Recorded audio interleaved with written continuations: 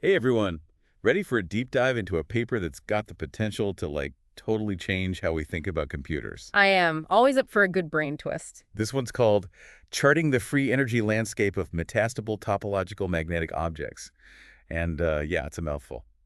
But trust me, the payoff is huge. So, what are we talking about here? Some kind of supercomputer the size of a pinhead. Well, sort of. The paper dives into these things called skyrmions. Imagine microscopic little tornadoes. But instead of wind, they're made of magnetism. Okay, now that's just cool. I'm picturing like tiny little magnetic storms swirling around. Exactly. And what's wild is these things are incredibly stable, hmm like way more than other magnetic structures we've seen. Really? What makes them so special? Well, the paper mentions these things called Dzyaloshinskii Moriya interactions. Oh, okay. Easy with the jargon. Haha, right. Sorry. Basically, it's like a special ingredient. It creates this sort of twist in the magnetic field, and that's what allows these skyrmions to form. Interesting. So we've got these tiny, stable, magnetic tornadoes. But why should we care? Mm. Imagine your phone, right? Instead of holding a few thousand photos, it could hold millions, all thanks to these skyrmions. They're so small, you could cram way more data into the same space. Oh, wow. And I'm guessing since they're magnetic, it means faster and more efficient too, right? You got it. Because they're so stable, they need very little energy to move around. So we're talking about devices that run for way longer, use less power. Exactly. Laptops that last for weeks. Data centers that barely sip electricity. Now that's a future I can get behind. But how do we actually control these tiny tornadoes? That's what I want to know. Well, that's where this paper gets even more interesting, because it's all about mapping out how skyrmions behave and how we might harness their power. Okay, you definitely got my attention now. Let's dive deeper. All right, so to really wrap our heads around how these scientists are studying these tiny magnetic things, we got to talk about Monte Carlo simulations. Oh boy, here comes the math. Haha, not quite. Okay, imagine you're trying to map out a mountain range, but instead of using, maps or whatever, you're just flipping a coin. Okay, I'm following so far. So each flip tells you a little something about the terrain, like heads it's steep, tails it's flat. Okay, so with enough flips, you get a rough idea of the whole mountain range. Right. That's kind of what Monte Carlo simulations do, but for our skyrmions, Hmm. they use this random sampling to build a picture of how these complex structures behave. And what are they looking for? Like, what makes a good skyrmion simulation-wise? Good question. They're focused on how stable these skyrmions are under different conditions. Yeah. And this is where we bump into the idea of metastability. Oh, I've heard of that. Isn't that like when something can exist in multiple states? You got it. Think about water. At 0 degrees, it can be ice or liquid, Yeah. right? Same conditions, different forms. Right. So skyrmions are kind of the same. Yeah, they can exist in different configurations, even under the same temperature or magnetic field. Huh. That's pretty wild. So is there like a best configuration, like one that's more stable than the others? That's what's so cool. The researchers actually found a sweet spot for these skyrmions. They call it a topological phase pocket. It's where the skyrmions are most stable. So like if we could get them into that pocket, they'd basically stay put. We could actually use them for something. Exactly. And that's a big deal if we want to use skyrmions in actual devices. Okay, this is blowing my mind a little. We're talking about harnessing the power of what? Tiny magnetic tornadoes? It's insane. I know, right? And it gets even wilder. This paper goes deep into the energy landscape of these skyrmions. They're trying to predict how they'll behave under different conditions. So kind of like predicting the weather, but for tiny magnetic swirls. You could say that.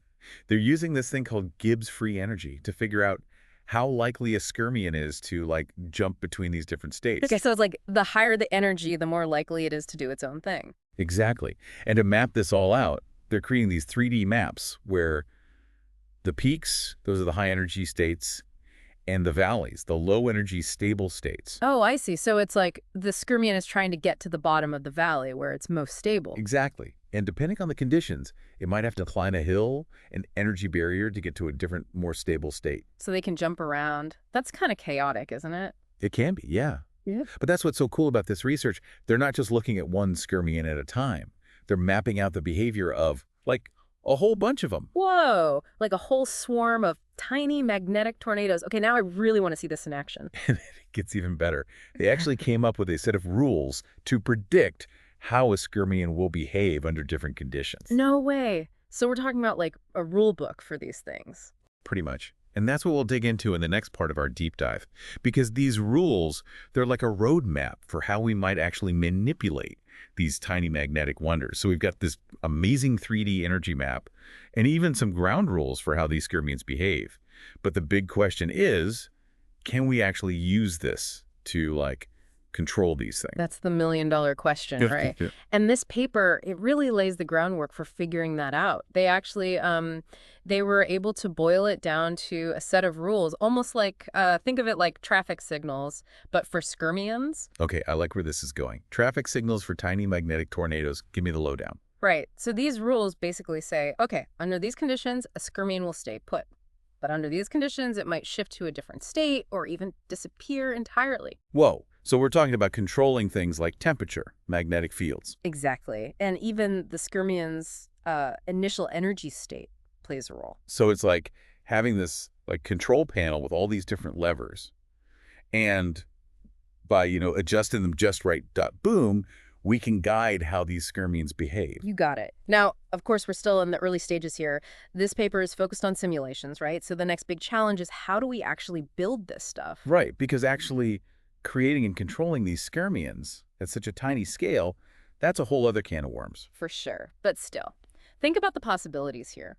If we can actually harness this technology, we're talking about computers that are thousands of times faster than what we have now, and using a fraction of the energy. It's like we've been handed the blueprints for this crazy, super efficient machine, but now we got to figure out how to actually build the darn thing. Exactly. And that's what makes this whole thing so exciting. This research, it's really pushing the limits of what we thought was possible, and it has the potential to, like, completely revolutionize so many aspects of our tech. So, okay, if I'm explaining this to my friend later, I'd say, we just went on this crazy deep dive into the world of tiny magnetic tornadoes.